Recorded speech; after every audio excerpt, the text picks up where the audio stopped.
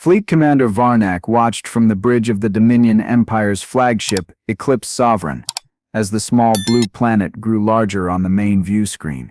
Earth, as the natives called it. Such a plain name for what would soon be the newest acquisition of the mighty Thorexian Empire. Status report, he demanded, his 4 eyes blinking in sequence, a sign of impatience among his kind. All systems optimal, Commander, replied Lieutenant Kryn. Invasion fleet is in formation. Primitive human detection systems have noticed our approach. Their global communications networks are in disarray. Panic spreading as anticipated. Varnak's mandibles twisted into what passed for a smile among the Thorexians. Excellent. And our intelligence on their defensive capabilities. Strategic Officer Zura stepped forward, her scaled skin reflecting the blue light of nearby displays. He is expected, Commander. Mostly atmospheric craft.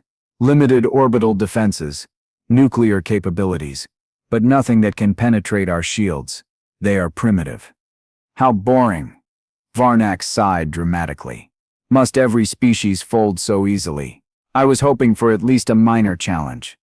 The bridge crew chuckled obediently. No one wanted to disappoint the notoriously temperamental commander.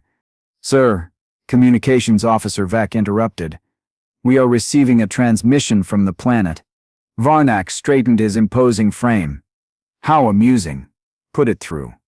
The view screen shifted to show a human female with short auburn hair and piercing green eyes. She wore what appeared to be a formal military uniform adorned with several insignia, meaningless to the Thorexians. This is Admiral Helena Cross of the United Earth Defense Force, she stated calmly. You have entered Earth-controlled space without authorization. State your intentions immediately. Varnak couldn't help but laugh. A harsh, grating sound that echoed across the bridge. How precious. The little mammals think they control anything in this sector. He nodded to Vec, who opened the communication channel. I am Fleet Commander Varnak, of the Thorexian Empire, supreme power in this galaxy. Your planet has been selected for integration into our glorious civilization. Prepare your leaders for surrender negotiations. Resistance would be unfortunate. The human Sep's expression didn't change. We request a face-to-face meeting before any decisions are made. Our diplomatic team can rendezvous with your representatives at neutral coordinates. Varnak's secondary heart nearly skipped in surprise. Were these humans truly so naive? Did they not understand their situation? Your proposal is accepted, he replied after a moment. Not out of necessity but curiosity. I find your species' Sep delusions of importance entertaining. Coordinates are being transmitted now, Admiral Cross replied, completely unfazed by his condescension. We will arrive unarmed as a show of good faith. We expect the same courtesy. The transmission ended. Are we really going to bother with this charade? Asked Kor, the military strategist who had orchestrated dozens of planetary conquests. Of course, Varnak replied, voice dripping with amusement. Let's see what these humans think they can possibly offer us. Besides, breaking their hope personally will be far more satisfying than simply bombarding their cities from orbit. General Kor grunted in acknowledgement. Setro prepare a delegation, the usual approach.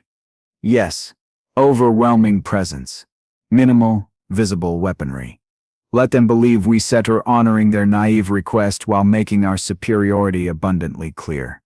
The meeting location was a small space station the humans had constructed in their planet's orbit, primitive by Thorexian standards, but functional. Varnak studied it through the viewport as their shuttle approached. Scans confirm minimal defenses, reported Security Officer Marn. 6 humans inside. No detectable weapons beyond personal sidearms. As if those could harm us, snorted General Kor. Adjusting his ceremonial armor, the metallic plates caught the Earth's light, creating an intimidating display of reflected blue and green hues. The shuttle docked with a mechanical clunk that made Varnak wince. Human technology was so inelegant. Remember, he addressed his delegation of 5 officers. These are primitives who don't set yet understand their place in the galaxy. They will learn today. The airlock cycled open, and the Thorexian delegation entered the station. The room beyond was circular with a large round table in the center. 6 humans stood waiting, with Admiral Cross at their center. Up close, the humans were even less impressive. Small, soft-looking creatures with only 2 eyes and bizarre fur on their heads. How had such beings even managed spaceflight? "Welcome aboard Unity Station," Admiral Cross said. "Thank you for agreeing to this meeting." Varnak didn't bother with pleasantries. "Let us not waste time with your primitive customs. You know why we stetter here. Your world will join our empire. The only matter to discuss is how painful the transition will be for your species." A male human with dark skin and close-cropped gray hair stepped forward. "I am Dr. Elias Monroe, Earth-SEP's chief xenobiologist. Before we discuss political matters, we like to understand more about your species. We never encountered sentient life beyond Earth before. How convenient for you that we found you before someone worse did," General Kor interjected. "The galaxy is not a friendly place for weak species." "Is that how you view us? As weak?" asked a third human, a woman with facial features suggesting East Asian ancestry. "Evidence suggests no other conclusion, Dr. May," Varnak replied, enjoying her surprise when he used her name. "Our intelligence gathering is quite thorough. We know all about your civilization, except its limitations." "Then you will know we are a peaceful species," Admiral Cross said, "but not a pushover. We prefer mutual cooperation rather than subjugation." General Kor laughed, a sound like grinding metal. "Cooperation? Between master and servant, perhaps." As the humans exchanged glances, Varnak noted with satisfaction that they seemed increasingly uncomfortable. "Perhaps we should discuss terms," suggested a woman with copper-toned skin. "I said I'm Representative Lyra Diaz from Earth-SEP's unified government." "The terms are simple," Varnak declared. Pacing slowly around the table, "Your world will provide resources and labor to the Empire. In exchange, you receive our protection and the privilege of being part of the most powerful civilization in the galaxy." "And if we refuse?" Admiral Cross asked, her voice remarkably steady. "Humans will kneel. The confrontation begins." Varnak stopped pacing and fixed all 4 eyes on her. "Refusal is not an option available to you. There are always options," she replied. Something in her tone made Varnak pause. Was that confidence? How peculiar. "Commander," Security Officer Marn whispered urgently. "He's been detecting unusual energy readings from the station." Before Varnak could respond, Admiral Cross spoke again. "We took the liberty of scanning your ship while you approached. Oppressive technology, but not incomprehensible to us." General Kor stepped forward, aggressively. "You dare to spy on Imperial vessels?" "We dare much more than that, General," Admiral Cross replied. "We've been observing your fleet since you entered our solar system, 3 days ago." Varnak felt his scales tighten against his skin, the Thorexian equivalent of a chill down the spine. 3 days. Their sensors had detected no human observation craft. "Impossible," he stated flatly. "Your stealth technology has blind spots," Dr. Monroe explained. "Once we identified them, tracking your movements was relatively straightforward." This meeting was not proceeding as Varnak had anticipated. These humans should be begging for mercy, not speaking as equals. "Enough games," General Kor growled. "Humans will kneel before the Empire, or be eradicated.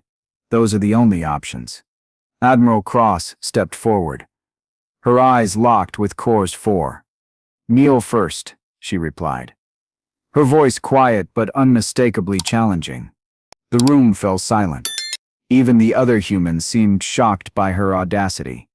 General Kor's face contorted with rage. "You insignificant creature. You dare to challenge the might of the Thorexian Empire." "We do," Admiral Cross confirmed calmly. "And we came prepared."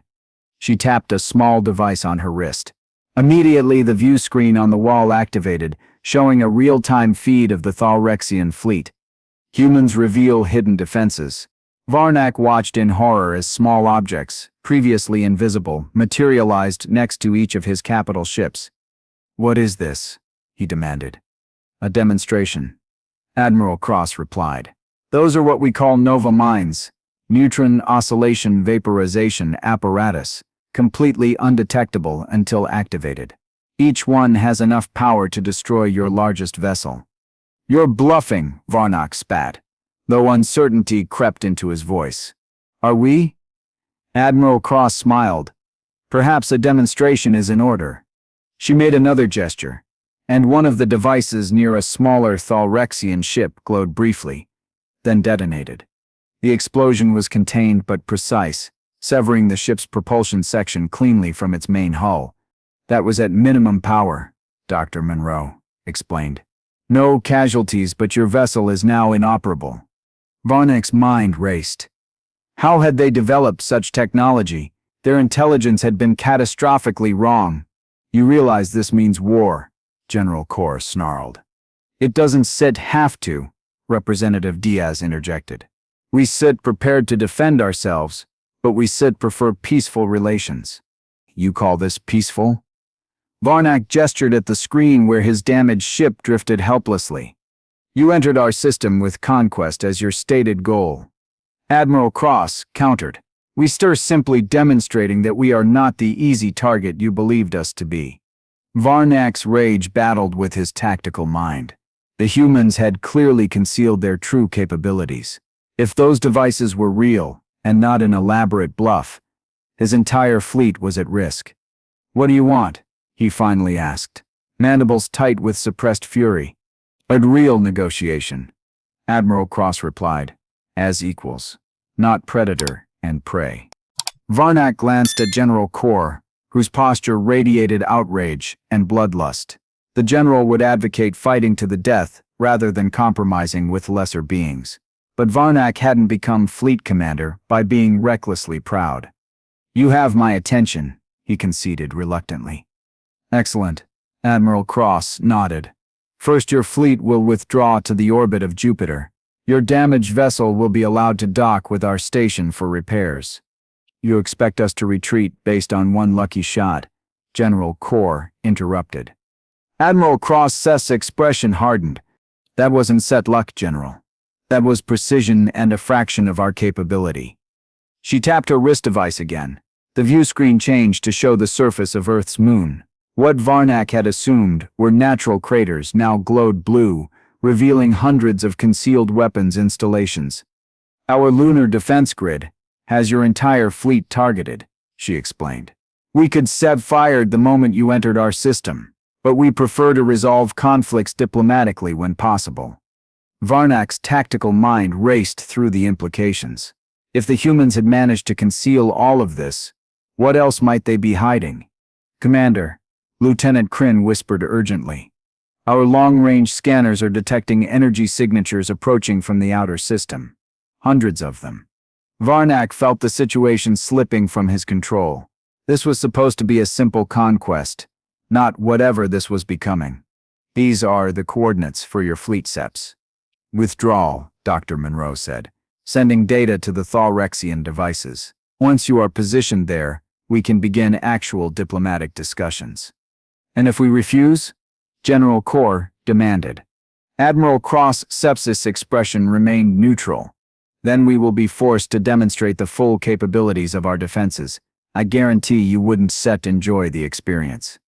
The implied threat hung in the air between them. Varnak had led dozens of conquest missions, and never once had he retreated.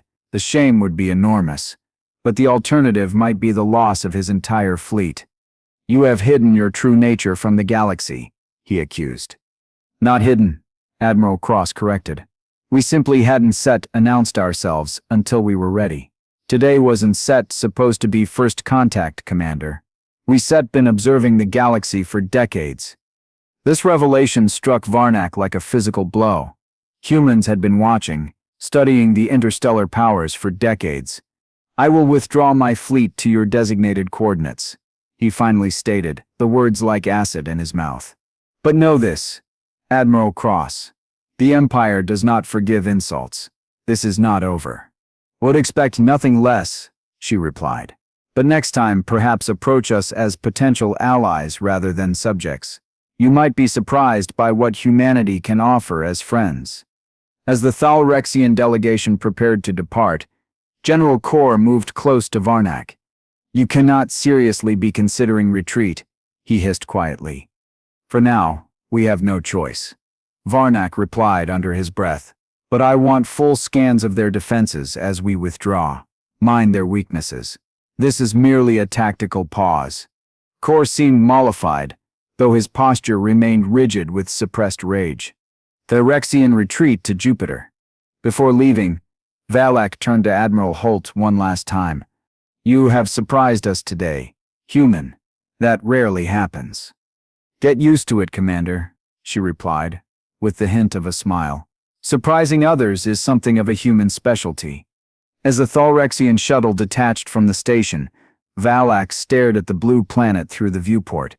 Such an unassuming world to have produced such a dangerous species. He had clearly underestimated these humans. It would not happen again. 3 standard cycles had passed since the humiliating retreat to Jupiter's orbit. Valak paced the command deck of the Eclipse Sovereign, his claws clicking against the polished floor with each agitated step. The giant gas planet loomed outside the viewports, its swirling storms mirroring the tumult in the fleet commander's mind. Status report on the repair shuttle, he demanded. Lieutenant Saren consulted his terminal. The humans continue to assist with repairs to the relentless Fang. Efficiency exceeds our engineers' Seb's expectations. Estimated completion in 2 more cycles. And our scans of their defensive capabilities. Analyst Myra Kesh stepped forward, visibly uncomfortable. Commander, we have a problem. Our most sophisticated scanning arrays cannot penetrate their stealth technology. We have identified only 38% of their lunar installations, and our attempts to scan Earth itself are being actively countered. Valak slammed his fist against a nearby console, cracking its surface. Unacceptable. How can primitives who only achieved spaceflight a century ago possess technology that confounds the Empire? The bridge fell silent. No one dared state the obvious conclusion. They had catastrophically underestimated humanity. Sir Comms Officer Trin interjected cautiously. We are receiving a transmission from Earth. Admiral Holt requests your presence for continued negotiations on their planet. General Ro Varric, who had been brooding silently by the tactical display, snorted derisively. A trap, obviously. They wish to capture you and decapitate our command structure.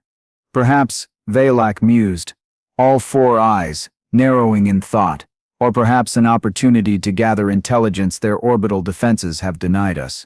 You cannot seriously be considering this, Rourke protested.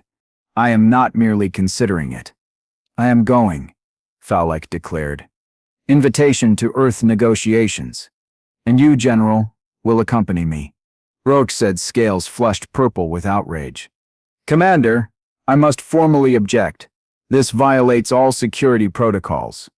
Your objection is noted and overruled, Valak replied coldly. Prepare a shuttle, minimal escort. We depart in 1 hour.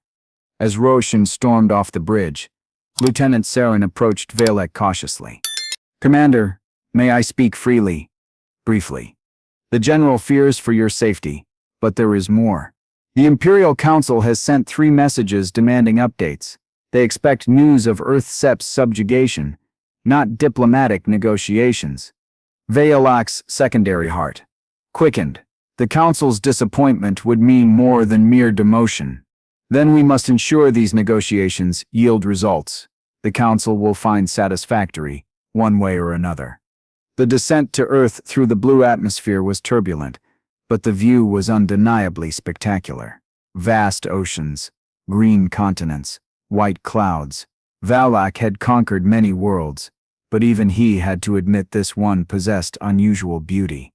Primitive, but not without charm, he commented, as their shuttle was escorted by human fighter craft toward a sprawling city on the eastern coast of the northern continent. A gilded cage is still a cage, General Rote muttered, checking his concealed weapons for the 5th time. Be silent, Valak ordered. Remember why we are here. Observe, learn, find weaknesses. The landing pad was atop a massive structure in the city center. Armed human soldiers formed a perimeter. Their weapons conspicuously displayed a calculated message, Valak realized. Not threatening enough to be provocative, but clear in its intent. Admiral Holt waited with a small delegation as the Thalrexian shuttle powered down. "Welcome to New York, Commander Valak," she greeted as they disembarked. "I trust your journey was comfortable." "Adequate," Valak replied curtly, "though I question the wisdom of meeting on your homeworld. Do you not fear our presence might cause panic among your population?" Holt smiled, a gesture Valak was beginning to find irritatingly enigmatic. "Your arrival has been publicly announced. Our citizens are well prepared for extraterrestrial contact, but they know of our intentions as well. They know we are in negotiations with the Thalrexian Empire," General Roque asked sharply. "They know," Envoy Camila Reyes replied, stepping forward. "The details remain classified for now." Valak noted how the humans had cleverly elevated their status in public communications. Not potential conquests, but diplomatic equals in negotiations with the Empire. Clever psychological warfare. "This way, please." Admiral Holt gestured toward an entrance. "The Council of Nations awaits." The human building was impressive by their standards. Valak's supposed high ceilings, polished stone, large windows overlooking the city. They were led to a circular chamber where 24 humans sat at a curved table. Their attire suggested various cultural origins, a reminder of how fragmented Earth's governance remained, despite their unified government. "The distinguished representatives of Earth's 6 nations," Admiral Holt announced. "And joining us virtually are the leaders of our off-world colonies." This revelation jolted Valak. "The colonies? Your species has established presences beyond this system." "Of course," replied a silver-haired human male.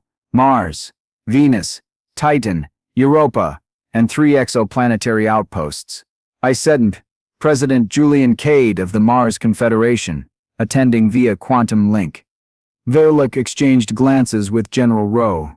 Their intelligence had indicated only minimal human presence on the red neighbor planet. Outposts on other worlds had not been detected at all. "Our intelligence suggests your species only recently achieved rudimentary space travel," Valak stated, trying to regain his mental footing. A laugh rippled through the assembled humans. "A common misconception," Dr. Eamon Sharp explained, entering the room with Dr. Lin Chen. "One we have carefully cultivated." "Explain," Rook demanded. Admiral Holt gestured to a circular device in the center of the room. It activated, projecting a 3-dimensional star map. "Humanity achieved faster-than-light travel 73 years ago. We has been exploring discreetly since then." The map zoomed out, revealing dozens of highlighted star systems, human exploration routes. Valak realized with growing alarm. "This is impossible," he stated flatly. "The Empire monitors all FTL signatures in this sector. We would have detected your ships." "Not if they don't use conventional drive signatures," Dr. Lin replied. "Our quantum fold technology creates no subspace disturbance. We move between spaces rather than through it." Valak felt as though gravity had increased tenfold. Such technology would render humanity virtually undetectable to standard Imperial monitoring. The strategic implications were enormous. "Why reveal this now?" he asked, fighting to keep his voice steady. "Why not simply destroy our fleet when we arrived?" "Because we are not conquerors," Admiral Holt answered simply. "We have observed the various interstellar powers, including your empire. We have seen how the Groven hierarchy operates, how the Tauric Dominion operates. Conquest, subjugation. It is the natural order," General Rowe interjected. "The strong rule the weak." Perhaps President Kadesef's projected image responded, but humans have a long history of underdogs overturning the natural order. Admiral Holt nodded to Dr. Sharp, who activated another holographic display. This one showed historical human battles. Agin Mop, Ajin Court, Yorktown. "Throughout our history," Smaller forces have defeated larger ones through innovation, determination, and strategic thinking. We chose to remain hidden, Envoy Reyes continued, while we studied the galaxy and prepared our defenses. Your arrival forced our hand earlier than planned, but we were ready nonetheless. Valak's tactical mind processed this information rapidly. The implications were staggering. You claim to reject conquest, yet you speak of colonies, settlements on uninhabited worlds. Admiral Holt clarified, we have a strict, non-interference policy regarding developing species. General Rowe laughed harshly. How noble, and what do you want from us? To leave you to your peaceful expansion? To pretend we never discovered your little secret?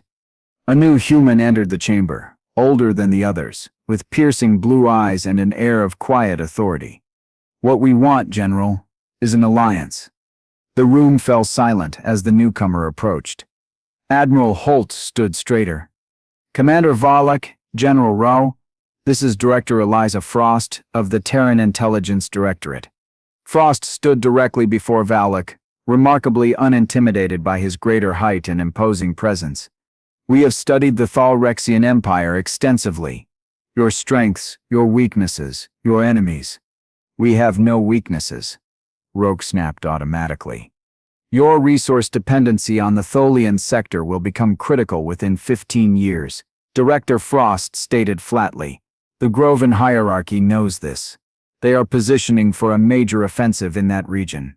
Their fleet movements over the past 3 years confirm our analysis. Valak fought to keep his mandibles from dropping in shock. This was highly classified Imperial intelligence. How could these humans possibly know? Your eastern frontier is already stretched thin, Frost continued relentlessly. The rebellions on Pax 9 and Doros Prime have tied up 3 battle groups. Meanwhile, the Tauric Dominion has increased antimatter production by 300% in the past year. They are preparing for something significant. Vasilak commanded his voice to remain steady. A low growl. What is your alliance proposal? Point, human, Commander Valak asked. Director Frost Sepp's expression remained impassive. The Empire faces existential threats on multiple fronts, threats you may not survive without new allies. We are offering to be those allies. In exchange for what? General Roverick demanded suspiciously. Recognition of human sovereignty, non-aggression pacts, trade agreements, cultural exchange, the standard diplomatic package. Admiral Holt replied, plus mutual defense provisions against common threats. Valak's mind raced through calculations and possibilities. If the human's intelligence was accurate, and every instinct told him it was, the strategic value of such an alliance could be immense, especially if their technology was as advanced as it appeared. The Imperial Council would never accept partnership with a species they intended to conquer, he stated, testing their reaction.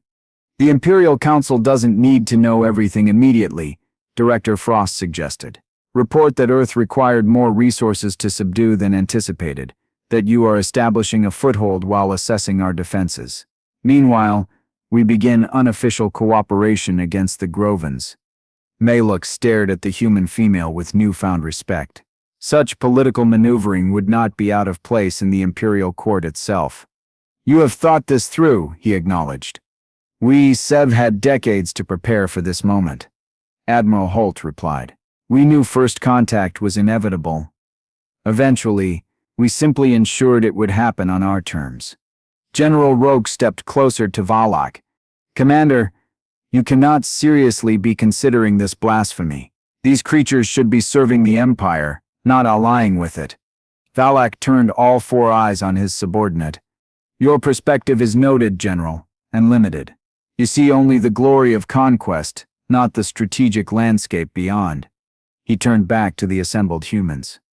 I require proof of your claims regarding the Groven hierarchy and Tauric Dominion, and demonstrations of this quantum fold technology. Easily arranged. Director Frost nodded. We have observation posts near key Groven military installations. The data is yours to verify. A tense silence filled the chamber as Valak contemplated the situation. Everything he had been taught about the Empire's supremacy, about the natural order of dominant and subjugated species, screamed against what he was considering. Yet his tactical mind recognized the potential advantages. "I propose a provisional agreement," he finally stated. "Limited cooperation against mutual threats. Technology exchange in non-military sectors. If this proves fruitful, we can discuss broader alliance terms." Admiral Holt extended her hand, a human gesture of agreement Valek had been briefed on. "That's acceptable. Shall we begin with a joint operation to monitor Groven fleet movements in the Tholian sector?" General Rowe made a sound of disgust but remained silent, as Valek grasped the human's small, five-fingered hand. "The Council will demand explanations," Roque muttered, as the humans began preparing data transfers. "The Council will receive appropriate reports," Valek replied quietly. "Reports that serve the Empire Septa's interests. If this alliance proves valuable, they will accept it. If not," his mandibles clicked in a gesture of dismissal. "And if these humans betray us, repressed." Valek watched as Admiral Holt conversed with her colleagues, her manner confident but not arrogant. "Then they will learn why the Thalrexian Empire has endured for 10,000 years, but I suspect they already know." Joint battle preparations. 6 months later, Valak stood on the observation deck of the newly constructed joint Thalrexian human space station orbiting Jupiter. The massive gas giant provided both strategic cover and resource extraction opportunities. The quantum fold sensors have detected Groven's scout ships at the edge of the Tholian sector, Admiral Holt reported, joining him at the viewport. "Exactly as your intelligence predicted. And our response teams ready to deploy on your command," she confirmed. "The stealth carriers are positioned at the designated coordinates." Valak nodded, satisfaction evident in his posture. The past months had vindicated his decision. Human technology combined with Thalrexian military doctrine had proven remarkably effective. The first joint operation had captured a Groven intelligence vessel without alerting their fleet. The information retrieved had been invaluable. "The Imperial Council has officially recognized Earth as a protected autonomous region within the Empire's sphere," he informed her. "Not quite the independent alliance you wanted, but a significant concession." Holt smiled. "Politics is the art of incremental progress, Commander. We still get there." "Indeed." Valek turned all four eyes toward her. "You never intended to destroy our fleet that first day, did you? Despite your capabilities." "We prefer making friends to corpses," she replied simply, though we were fully prepared for the alternative if necessary. "A philosophy the Empire could benefit from learning," Valak admitted, "especially with the Groven threat looming." An alert sounded, and both turned to the tactical display. A cluster of red indicators had appeared at the border of the Tholian sector. "It seems the Grovens have decided to make their move earlier than anticipated," Holt observed. "Then we shall demonstrate the effectiveness of our new alliance," Valak replied, mandibles clicking with anticipation. "Deploy the joint fleet." As orders were relayed and ships prepared for quantum fold jumps, Valak reflected on the strange turn of events. He had come to Earth expecting another routine conquest. Instead, he had found something far more valuable: worthy allies. The Grovens, expecting to face only the stretched resources of the Thalrexian Empire, had no idea what awaited them. They would soon, humans don't kneel easily, learn, as Valak had, that underestimating humans was a grave mistake. "You know," Admiral Holt commented as they watched their ships move into position, "when you first arrived, your general said humans would kneel. And you told him to kneel first." Valek recalled. A bold statement from a supposedly inferior species. Holtzet's eyes gleamed with humor. "Not bold, just confident. Humans don't kneel easily, but we make excellent partners." "So it seems," Valak agreed, his gaze fixed on the tactical display as the first human Thalrexian joint battle fleet jumped to light speed. "So it seems,"